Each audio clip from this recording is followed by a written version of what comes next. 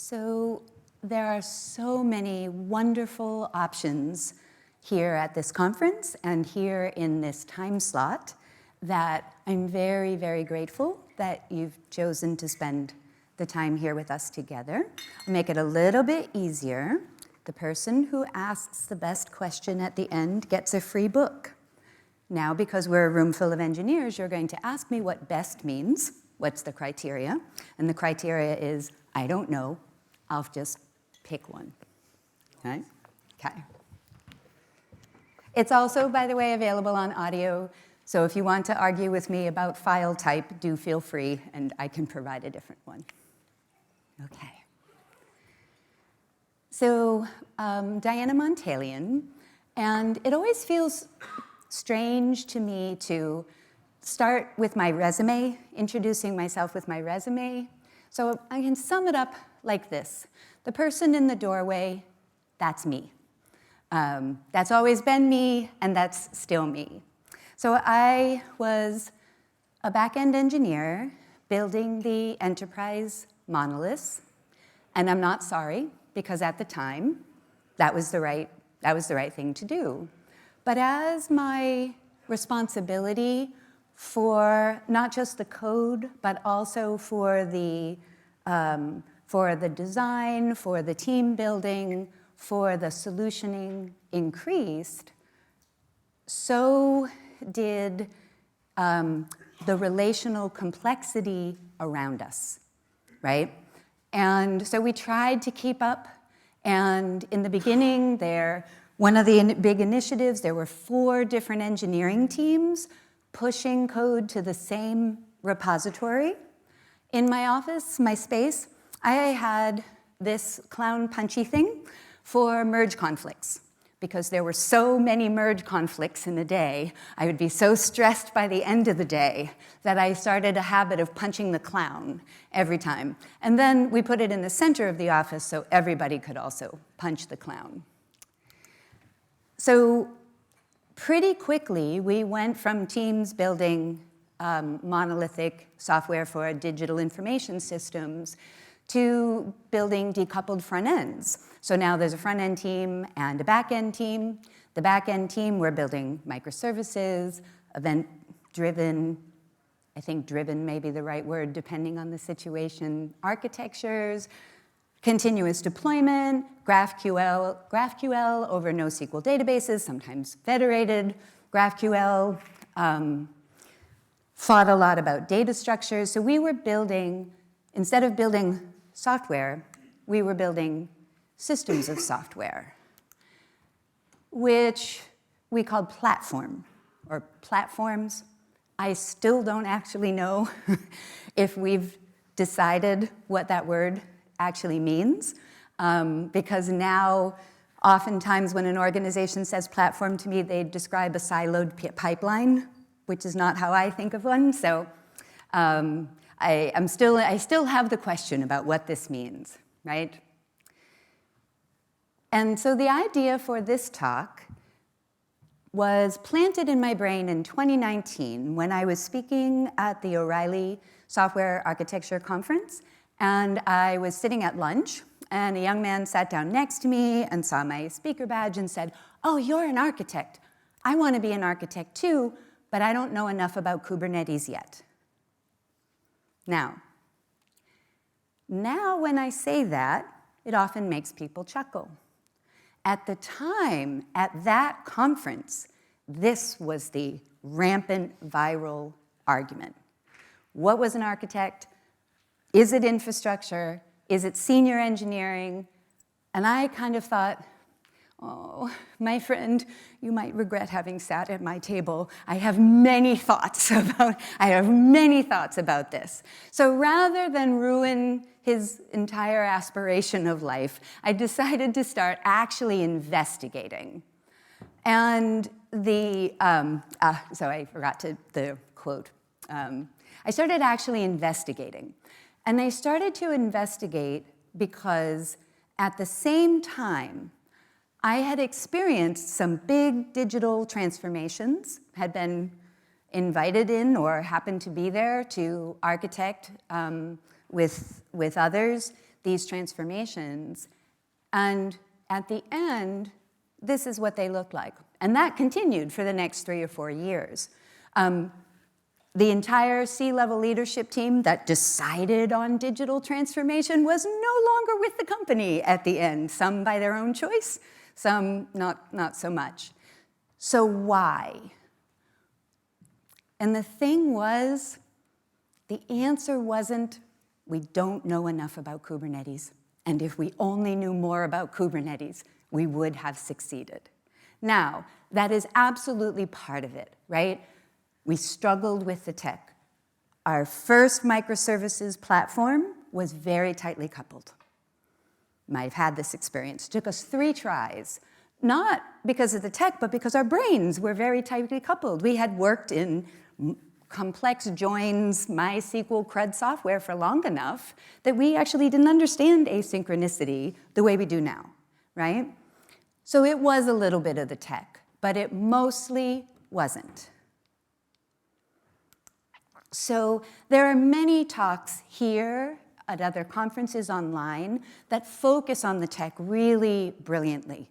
And I work with many people who have, I learn all the time. One of my roles in my career is to try never to be the smartest person in the room, because then I grow. And that, to me, is the joy of it. And so the tech-specific challenges are not so much what we're going to talk about today. We're going to talk about the other stuff. We're going to talk about the things that I didn't know mattered, and now I really do know that they mattered. And they've had the most positive impact over time. When I learned to, when I studied computer science, I was not 18. I already had a kid by the time I started. And I was frustrated. I was the only female in the program. And I was frustrated by the academic outcomes because I had just taken a final in which we wrote code that fought with each other, and the last man standing got the A. And I said to my mentor, I'm not really interested in this as an educational outcome. Like, I feel like I'm in a room full of Tonka toys, which I love and I think are great, but there are other things I want to do too. And he said, I hear you. And another time, there's another talk about the other things he said about the challenges that they face. But he said, but when you get out in the world, that's what business wants. That's what organizations want. That's what people want.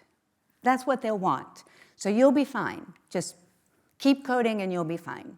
And that actually turned out to be true, in part because I'd brought with me a more expanded skill set to integrate with my technology skills. And that turned out to be a really important thing as the icebergs became increasingly impactful, right? Like, if I push something to production and it fails, like, there was a bug in the max function and I brought down production, because I feel like you're just not really an engineer till you've brought down production. Like, these are, like, I like those challenges, but now, like, debugging, if the bug is in the code, that's a really great day, because it's an eventual consistency somewhere. Like, where is it even, right? So I'm going to show you a fictional example to help make the point of how I've come to the conclusion that improving my Kubernetes skills was not going to keep me from drowning along with the initiatives.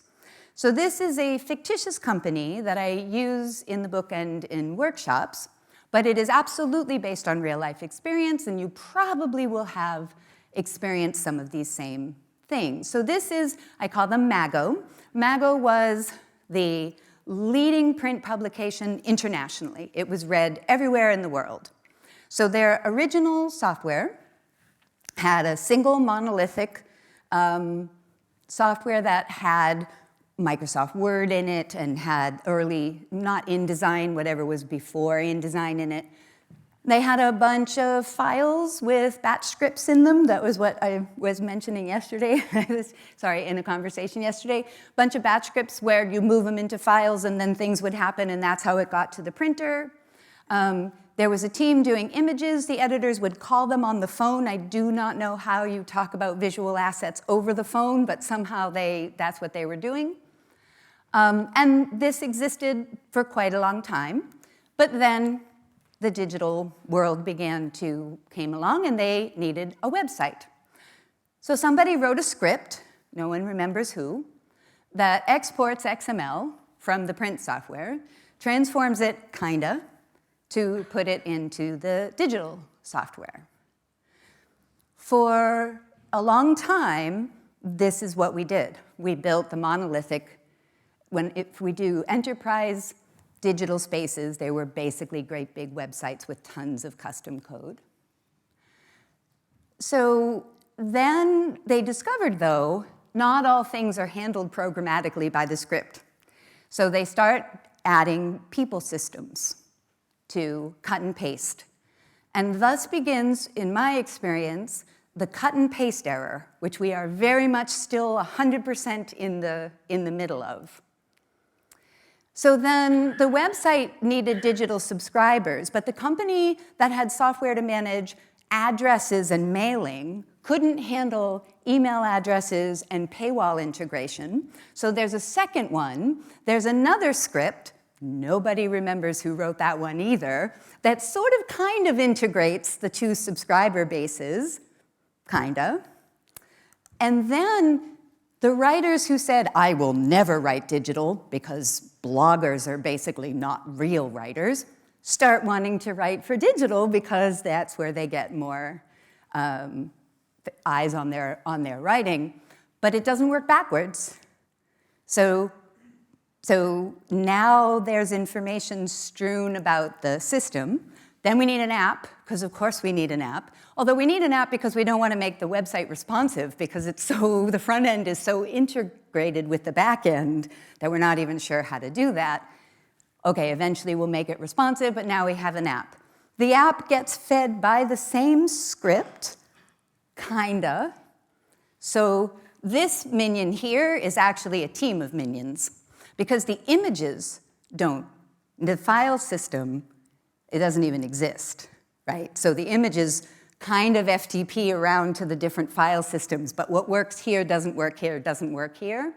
So you have the same image asset used in different places, even if it's the same ratio.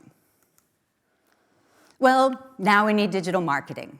So the marketing team has newsletters, which is another vendor software outside. And the newsletters rely on digital subscribers, not because you have to be a subscriber, because that's where your email address will be if I don't go to the digital system, which is a pain to talk to. So I'm not going to talk to it, I'm going to talk there. And I'm going to start putting subscriber data into that database, even though you're not a subscriber, paid subscriber, you're a newsletter subscriber. The disambiguity of you might have using 2 different email addresses, don't know how to handle that. So you could be 5 different people across this system. And then they hired 24-year-olds, put them in the basement, gave them a spreadsheet, and called them the social media team. The social media team has no access to data anywhere else, which means that when an article gets published somewhere, the social media team will share it across the social ecosystem, but you don't know what was said on social media. There's no data relationship between the sharing or the distribution of an article and the article itself. Now multimedia, not just multimedia, but multimedia teams. So the audio team gets budget, and they have software completely separate from everything else. There's a script, didn't work, so now their minions literally paste the audio links into wherever an audio file needs to be. Same with video. Use Brightcove, really beautiful and big, but it doesn't actually integrate. The product people get sick and tired of how slow and hard it is to change everything, so they go rogue. And they start hiring external development teams to build siloed software that kind of sort of doesn't talk to anything else unless it needs to. So one is, again, putting things in digital subscriber database to subscribe only to that product. These are not connected. But once that happens, more of them go rogue. And now we have the WordPress farm. You might have come across this at some organizations, how the organization has an information system and then they have a WordPress farm where people can spin up new instances of software. All of these products show the same information in a different format as what's in the primary system. They're cut and paste in. So now how many databases have versions of the exact same? Now here's where we run into, is content data? Because I think content's data, and data is content to some extent. But this is a war I am losing still. We are very opinionated about content is content, and data is about content, or something that comes from machine learning. But in the systems I work on, I have to handle all of them very similarly. So, but my point being, what we call content, how do you know where it lives? So the CEO is telling the board and everyone else, here's the power of Mago's system. Nowadays, we can create once and publish everywhere. That my journalists can have something very important to say, and it'll be on the independent sites, the product, the web, that's the WordPress farm up there, print magazine, podcasts, videos, all the social media followers, newsletters, website, digital apps, create once, publish everywhere. That's not what this system does, right? Now, in my world, in tech, everybody has this exact problem. I have this problem when I speak at an event. I have slides, and I have talks, and I have videos, and I have social media posts, and all of these things that go together. I minion myself. I have so many zaps and so many lambdas trying to get software to talk to each other, and it still won't. So we are right in the midst of this, the complexity around us that we don't have systems to handle. Also, people are now making all of these types of content. So people are everywhere in the system, and so are users. They want personalization. How do I know this person looking here is the same person who's a digital subscriber to that newsletter how would I know that? How can I personalize a system that has no ability to understand human interaction with the system? And then aggregators. Pretty quickly, over the span of 3 or 4 years, the consumers of Mago information was as likely to be a machine as a person, right? Google needs to absorb it. News aggregators, Apple News, all these others absorb it. But also, they want to decouple the front end. If you're going to decouple the front end, then you need a back end to give that information, which is pretty much the same as any other machine needing the information. So here's the architectural challenge. The original software becomes obsolete. It will be becoming obsolete. It will no longer be supported. Of course it won't. It's 20 years old. But Mago is shocked by this, and this is a business emergency. And they say, we need architects. That's what we need. We need architects to come solve this problem, to replace that software. But you can't replace the software. It's obsolete because it doesn't exist anymore. So what do? To make that.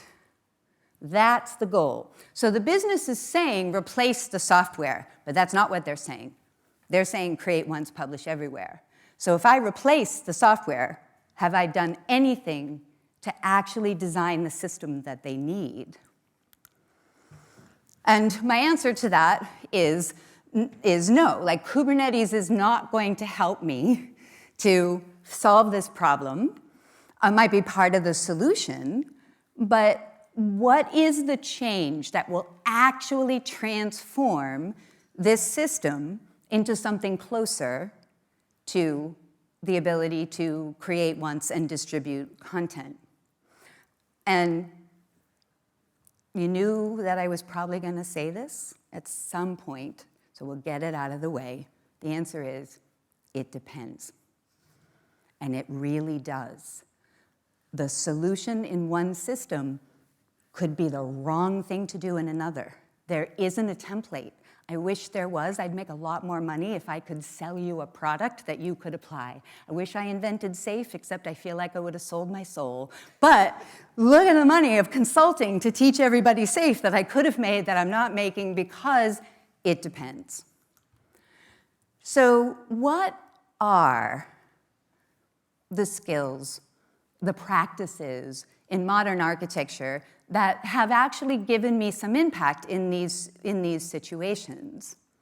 And the thing is that they're a diverse set of skills, right? I want to have impact and influence, right? I'm not just fixing a problem. I'm fixing a system problem that's not the same thing as finding a bug in a code. And I use the word practice on purpose. I don't see what I do as a job title. I see it as a group of practices that I practice my entire career. And every time I get good at it, I take on harder challenges and discover how bad at it I am and have to practice some more. But in fairness, that's why I do this. I mean, the learning-driven career is the entire point. I could have it slow down a little bit sometimes, but you know, the practice is kind of the point. And it's not just my skills, and it's not just your skills. Systems design is something organizations practice, teams practice. So practicing alone is what many of us are doing now, and I hope at some point we aren't so alone, that we're supported by systems around us that also enable and empower us to make systemic change. We're going to talk a little bit about what I mean by that. But the first is that what does Mago need if I come into this situation and I can't just replace the software? So one thing Mago needs is systems thinking, and this is it's become kind of so the #1 systems thinking course on the internet, I think it's Udemy, maybe Coursera, is Systems Thinking Made Simple. Again, I feel like I missed the money boat because I do not know how to make it simple, because that would be antithetical to actual systems thinking. But there are practices that do make it accessible and impactful.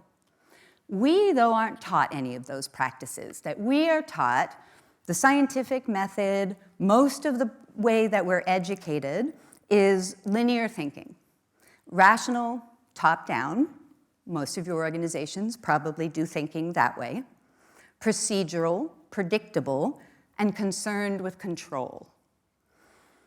These are not bad things. This is not a talk about linear thinking sucks. I need these skills to write code. And at times, being predictable and procedural is exactly what I'm trying to do.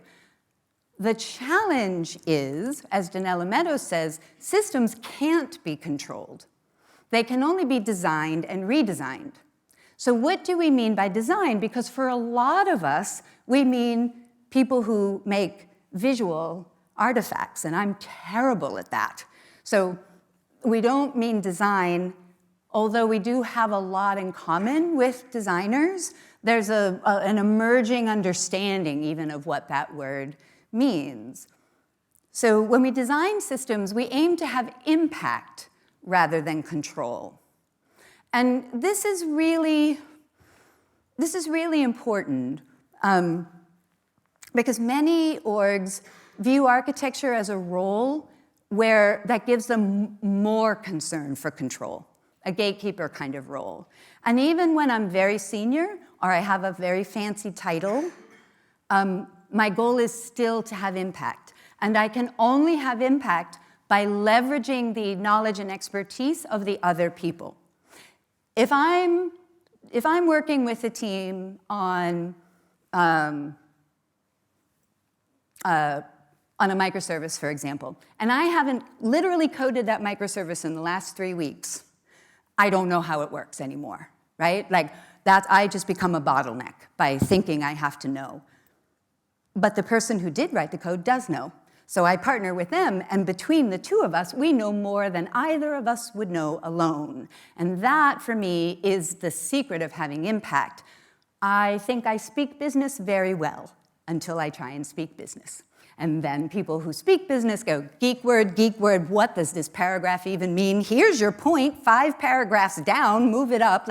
So I don't. So I partner with people who do to help me improve that skill, because I'm never going to just get it naturally, right? So to redesign, it always involves shifting thinking and communication, right? We have to think differently to design something differently.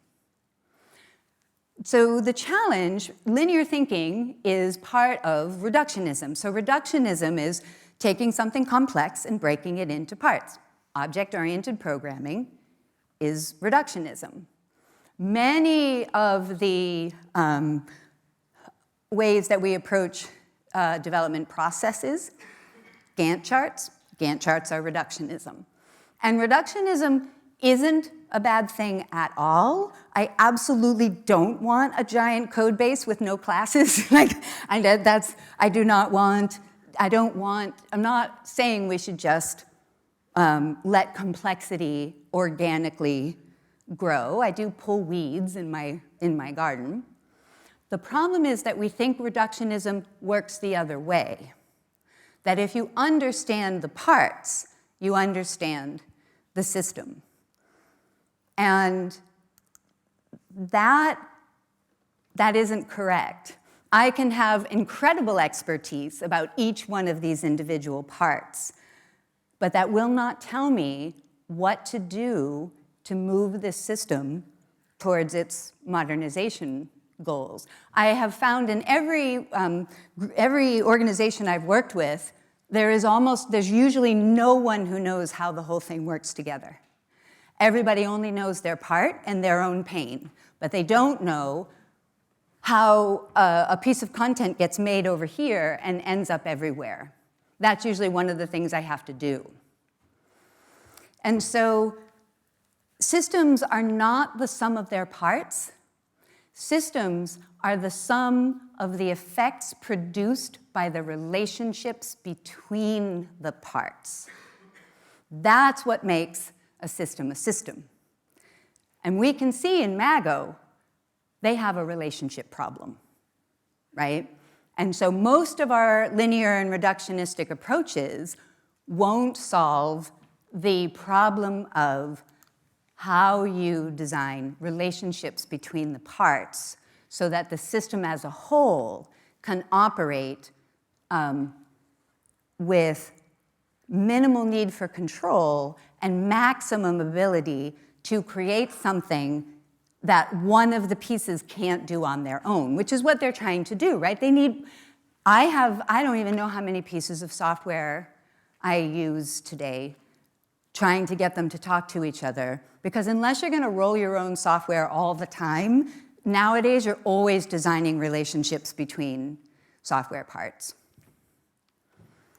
And so Donella Meadows also said that you think because you understand one, that you must therefore understand two, because one and one make two, but you forget that you must also understand and. And this is what I call systems architecture, the art and science of and. And Russell Ackoff, who has many wise things to say, it definitely worth Googling and seeing if something that he said quite a while ago is impacting you today, because it probably is. But he said a system is never the sum of its parts, it's the product of their interaction. Nowadays, very few of us work in a situation where we're not designing interaction. It's kind of nice. Sometimes I just go in and build a front end, even though I hate JavaScript, sorry, Dylan, even though I hate JavaScript, because I just want to write code in a box and I don't want to think about interaction. And then go, wait a minute, this is a static site, but if I build a graph database behind it, like in HighGraph, and then I could get like dynamic page, and then 3 minutes later I'm designing interaction. So I kind of miss the old days. So in order to begin to think about that aspect, we need different skills than what we generally have been given. So we need to think not just about analysis, but about synthesis. We need to not design just teams with good boundaries. This says silos. Sometimes it's a silo. Sometimes a silo is not a bad thing. But we need to think about emergence, meaning one piece of software, another piece of software. When I create a relationship between them, do I get a third thing that I couldn't get from either of them alone? That's emergence. And in a system like Mago, emergence would be create once, publish everywhere. It's not going to happen, but we could get closer, right? So understanding how relationships produce effect is, I would say, one of the primary skills of modern software architecture. But the problem is that we're never actually just understanding the relationships between the tech parts, which I'll get to in a second. But Fred Book says that most systems contain many good but independent and uncoordinated ideas. That's what Mago looks like. The ideas are good. There are reasons why people did. It's not that everybody who wrote the code base you inherit was stupid, and now you're smart. It's they were solving different problems than you are. They were in a different context, right? This many good but uncoordinated ideas is the antithesis of conceptual integrity. Conceptual integrity, says Fred Brooks, is the most important consideration in systems design. I would say this is 100% my experience, except that we could spend all afternoon quibbling about what conceptual integrity means, and I just mean that we can think well together. If you put 5 people in a room faced with a complex challenge, they can come out with some idea of what they might try, instead of bruises, or back-channeling about, I was in the meeting with this person and everything. And most organizations that I work in and with, product hates tech, tech hates product. Pretty much, that's kind of the thing. And these tribal wars are the biggest barrier towards architecture because I actually need other points of view in order to know what the system does. So when we create cohesion in our thinking, we have a very good chance of creating cohesion in our software. And so this is why another thing I would say is that Mago needs culture change. And it's not, like I said, not just relationships between the tech, it's relationships between the people, but from a systems perspective, they are no different. Software systems are socio-technical. And when I started working on the book, it was very interesting to me how much pushback I got on this, and I was confused because I'm like, you know what's in production? What we thought, what we talked about. There's nothing in production that didn't require thinking or discussion. So if we want things in production that are different, it might be at least somewhat related to thinking, maybe a little, right? And so I've stopped having this argument because I think it's becoming more and more known, but it can still be like, I don't want to think about that, I just want to think about the code. And in context, that's great. If I'm coding, do not interrupt me, right? But in order for my code to have impact, I do need to understand the relationships and the point of what it is that I'm trying to do. And so our software systems mirror the communication structures of organizations. I loved this quote 8-9 years ago when I came across it, but I wouldn't have needed to because every single software system I've seen taught me this. These are the teams at Mago, right? If I showed you this and then showed you the software, you could see how they came about, right? So if I'm going to design create once, publish everywhere, how would I do that and maintain these same boundaries in the people, right? Something will have to change there as well. And technology is impacting people and vice versa. So there's lots of things that I want to do that the tech's just not there yet. Oh my God, lately I feel like that's all I'm experiencing is how I want to do things and the tech's not there yet. And so that influences what we think, and then we try and share those limitations with people that don't understand the limitations, and there's a translation problem. And so these are jointly constantly jointly optimizing each other. And Pirsig says that the true system, the real system, is our construction of systematic thought itself, of rationality itself. And this has been my experience as we move from software to systems. The challenge is that we have very strong mental models that we're struggling to change. And it matters. And it matters because of how Pirsig follows this thought, which is a factory is torn down, but if the rationality which produced it is left standing, then that rationality will simply produce another factory.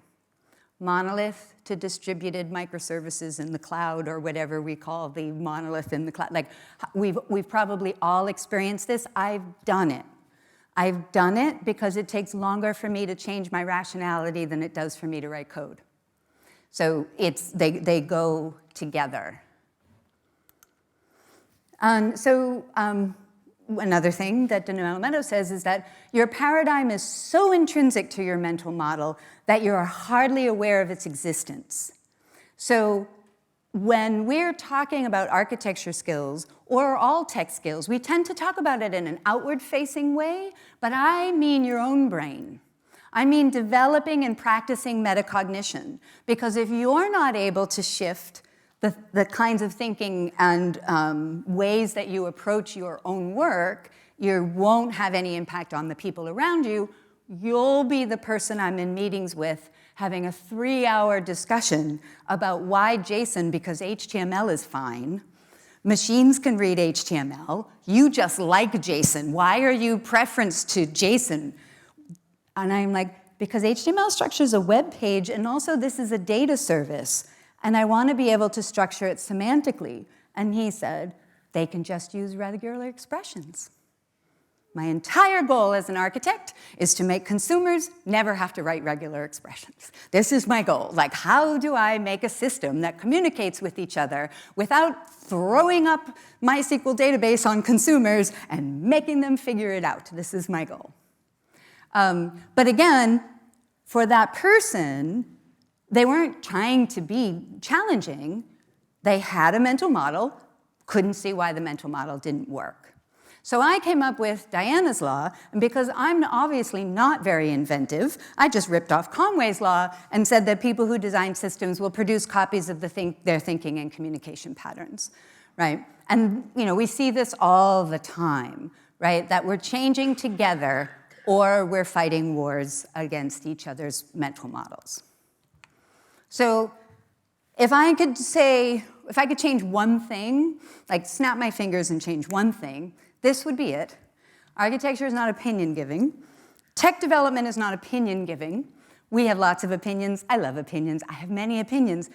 Last time I gave a keynote, I said, I have many opinions. Ask me about SAFe. And then I had 4 people come up afterwards to ask me about SAFe and described an actually really good use of it as sort of training wheels to get from here to there, which I'd not really heard before. It was very thoughtful. And I'm like, shit, no, I can't use that anymore as my example. So I need a new enemy, and I don't know which to pick because I don't know which one we would all agree as one. The point is, we have opinions. These are my opinions. But when we are architecting, opinions don't help us, and this is why. 50+ years of system science, and we know one thing for sure. When complexity increases and uncertainty increases, we blame. If you have not ever Googled the beer game, Google it. It's both wonderful and fun and enlightening, and also one of the proofs of the fact that at the end of the beer game, when the whole thing gets to be a mess, the teams blame, the people blame. And that'd be fine, except they blame the wrong things. So this is happening for you right now. Right now, you think something's wrong at work, and you're wrong about what's wrong, right? It's happening in organizations. It's happening in countries. This is unavoidable.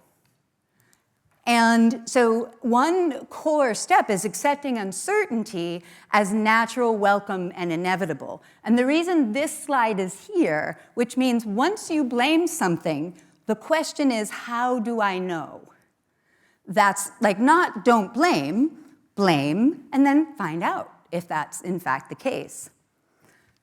It gets worse, though. So Jay Forrester, one of the leading system scientists, said that he goes into organization after organization and discovered that the people who knew a system, they knew what was wrong. If I ask you the pain point in your current software system and you tell me, there's a pretty good chance that that's where we should focus, like that's at least where we should look.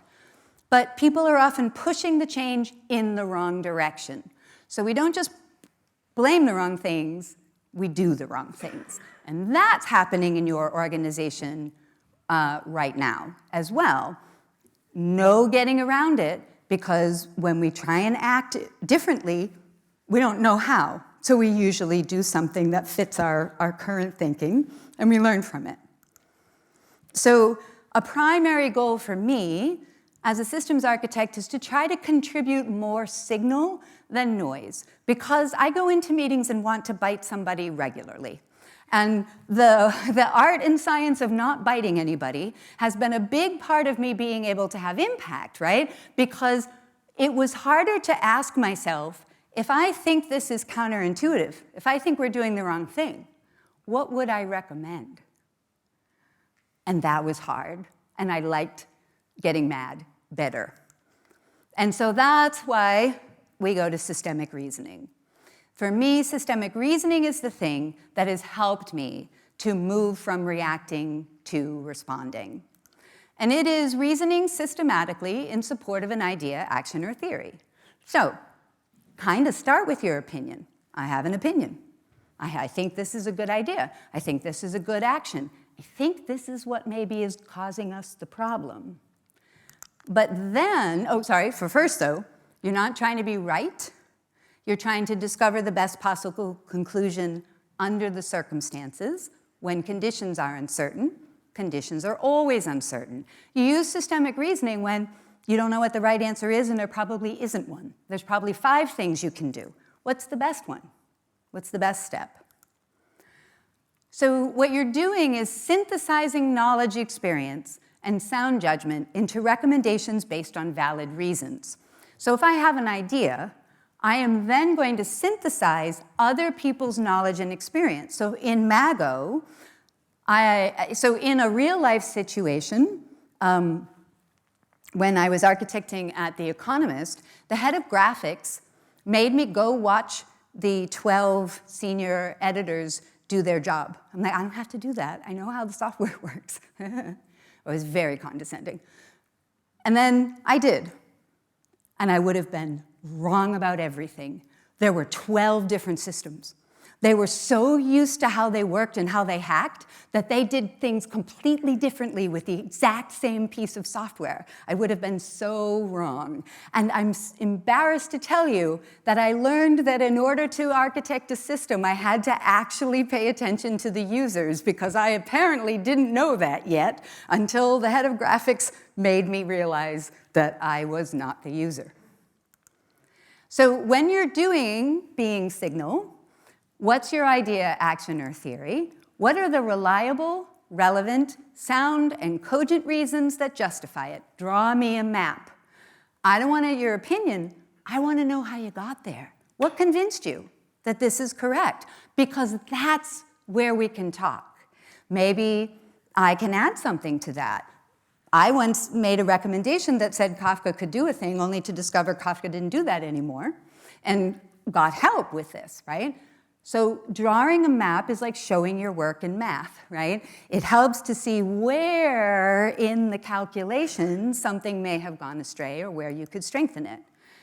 And the thing that engineers miss the vast majority of time, why does this matter?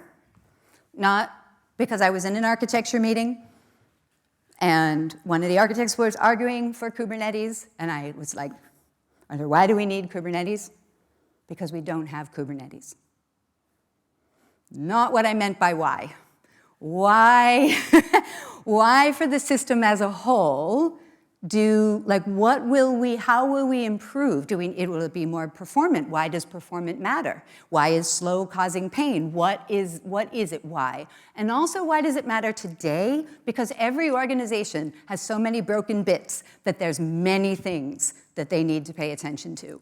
Why do they need to pay attention to this more than other things? And then what's the impact and how will you measure it? How will you know? If we do put in Kubernetes, how will we know it helped us go in the direction of create once, publish everywhere? What's the measurement? So what we're doing then is we're not taking an ivory tower approach. I'm not entirely sure I believe, well, that's a whole nother discussion, but we're not empowering a few people to tell everyone else what to do. We're facilitating discovery, learning, and exploration with others proactively. Because we're good people, because we're learners, because we're system designers, but also because you don't know unless you do this. You actually need other people's viewpoints and an understanding of how the system works in order to design a solution that will have impact. And the last one is being good at building tech. Because of course, architecture is sometimes Kubernetes, right? I mean, I can't not actually know anything about software and have a positive impact on software design. So the thing, though, is that how many people right now work in the same technology stack they did 10 years ago? 5 years ago? 1, 2, 3 years ago? About half. 1 year ago? Okay, so about 20% of us don't work in the same tech stack now that they did a year ago. And this is very true for me. But because I'm usually working on, here's a thing, here's a problem we don't know how to solve yet kind of things in my career, I have self-selected that.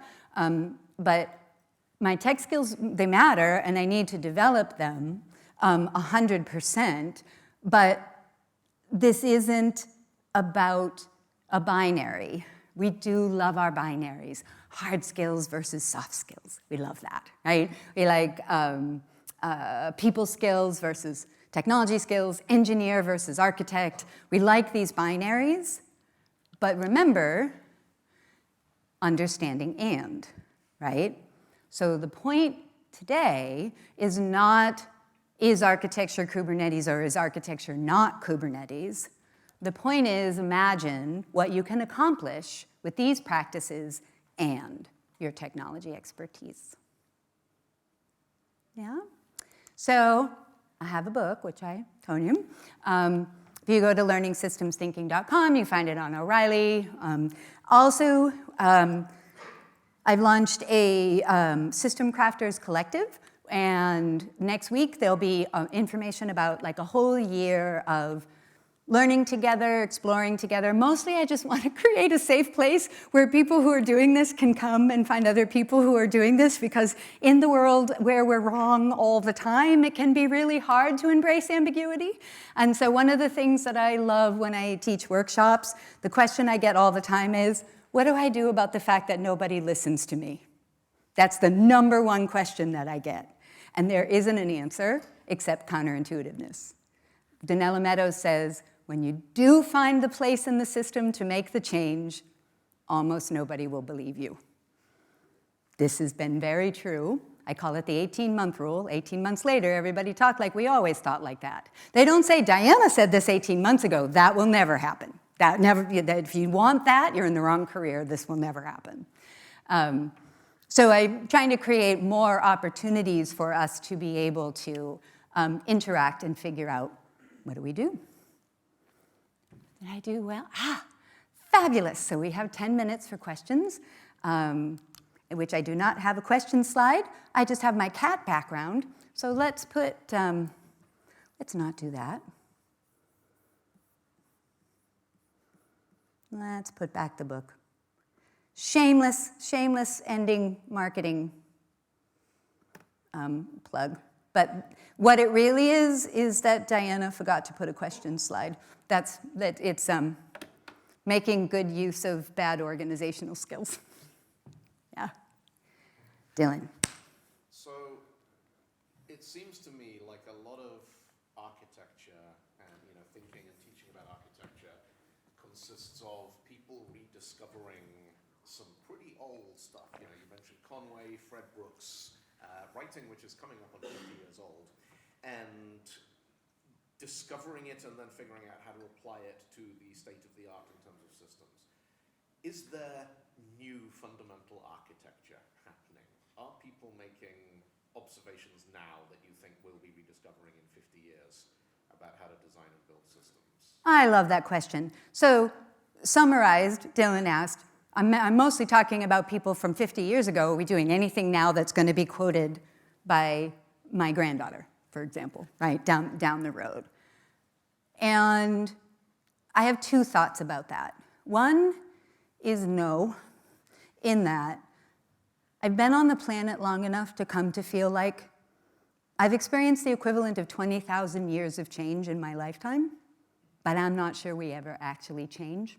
I think we're just trendy. So on one hand, I'm also American, right? So right now, I do not have a lot of hope for things not reoccurring, from 50 years ago, coming back one way or another. It seems like they do. But also, yes, in the same way that I think most of our systemic problems, agriculture, for example, cultural problems, political problems, they're inextricably intertwined with how to design information flow, knowledge flow. So we design the internet to be pages as the central object. It's not. Maybe the central object is a word, but something I learned from a brilliant linguist yesterday is that a word can be a sign, a word can be audio, because not all languages have a text-based word. A word could be behind a paywall and a firewall for a culture trying to keep hold of it. And so I think that our move away from linear reductionism is also a move away from a 2,000-year paradigm that doesn't fit knowledge flow shared everywhere. And for example, I use Notion, and I know, but I've made a decision. I use Notion, and I use other tools. So I use Webflow CMS, a collection database for the systems library, right? Because I want them to be all interrelated. But Notion's API is AST, meaning they just made that shit up. They just made up, like, what's bold? Well, bold is in a weird JSON structure that you'll have to actually write your own code if you want to be able to translate it. And then when it goes into Webflow has a completely different thing, but also their API isn't queryable. So I can't find out if something I want to put in there is already there without knowing the ID of the thing that's already there. So these types of things, we have built products out of software that don't get along with other products. So basically, we've made nation states out of software. Like our software is a mirror of there's the United States, which is Salesforce, and right? I don't know. I don't. Now I worry I will get offensive if I start saying which software is the UK. Whatever software is saying leave us alone, that's the UK. The German software is just like, can you figure your stuff out? Like, right? So we're building software. So we're making the same mistakes, but I think we'll have to fix them. So how we fix them, I do think will be the thing that goes forward. Things like events and capabilities, where we don't just think about a feature. We actually think about a capability of a system and what happens when something happens in response. We had that a little message bus kind of, but I think we're going to have. And notice what I didn't say. I didn't say AI, because I don't mean fancy search. I actually mean the ability to design organic inference into our information systems. Yeah? Yeah? Okay? Okay. All right. Anyone else? Yeah? I'm wondering if it's a too simple question or to answer. No such thing. I'm wondering, is there a way to design a system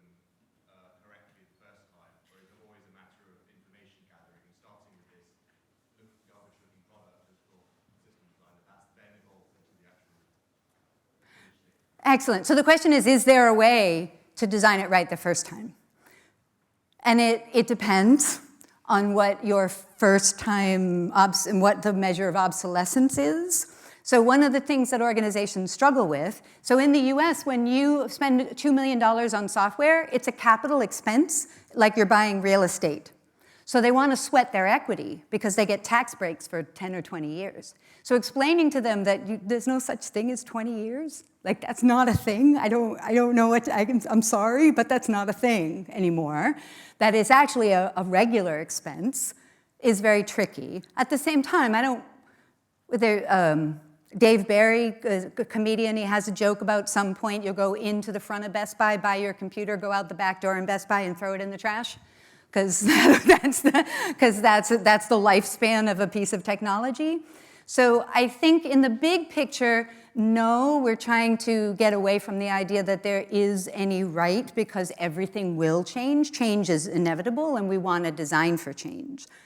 That said, though, for me personally, but this is, again, doesn't go to others, for me, it's about starting with the structure of the information and the sharing of information. Like, I like to do event storming. I like to do modeling of like when two parts talk to each other. Like domain-driven design kind of lets us do this.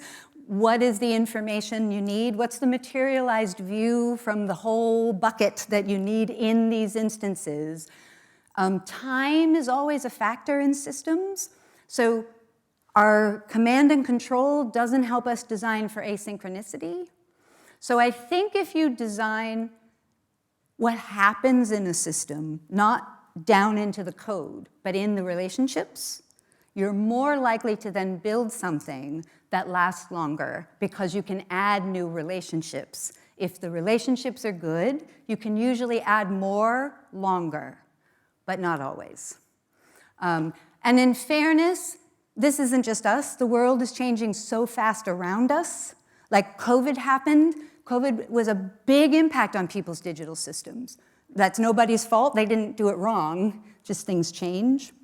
So, but I do think thinking about information flow, the events in the system, what happens in the system, and what are the capabilities before you get into the code gives you a better chance of doing something that can last. I know the right answer is build a platform, but as I've said, I don't know what the word means. Yeah, so. One more, anyone?